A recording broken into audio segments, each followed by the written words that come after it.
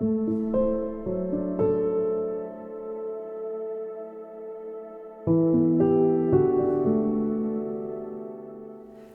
a second opinion in cancer care has become increasingly important. Cancer care has become highly complicated. It takes a team of people dedicated to the various subspecialties to make this work. So do not be afraid to ask for a second opinion if you feel you need one. No doctor will ever begrudge you or judge you for making that decision. In fact, medical oncologists especially very commonly consult with other physicians to kind of help make decisions. And if you were to ask for a second opinion, instead of you trying to do all the work, my recommendation is ask your local doctor who's the best person to get a second opinion.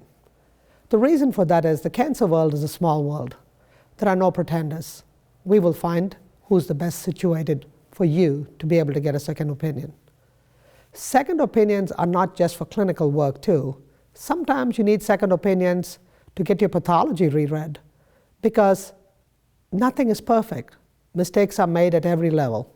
So when you're trying to give yourself or your family the best chance, it is very important to question these things. 1, where did my pathology get tested?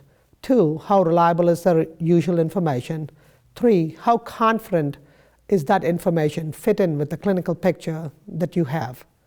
So be bold about it. And if you feel you cannot ask that, ask your family member to ask. Always beware of the doctor who's worried about you getting a second opinion. Nobody should make you feel that that's not important. But first, hear the first opinion before you ask for the second opinion. I think that's important too, and that's fair to the doctor too.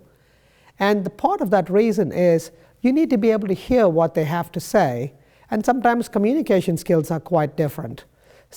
And sometimes things are plain complicated. The only thing I would caution you is if you have a disease that is very aggressive and very fast growing, you cannot be lethargic about how long it's going to take to get a second opinion. You may have to dive into what you have already and then seek a second opinion as you go along. That would be the main limitation as to how quickly can you get that second opinion. But there's nothing wrong with asking for one. There's nothing wrong with looking for the best place to get it.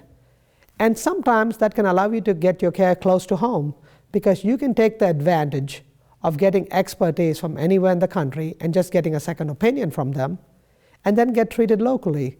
As long as there's concordance between the subspecialist or the expert from somewhere else in the country and your local oncologist, and there usually is a very high concordance rate with that, that gives you the best of both worlds. So please do not hesitate asking for second opinions.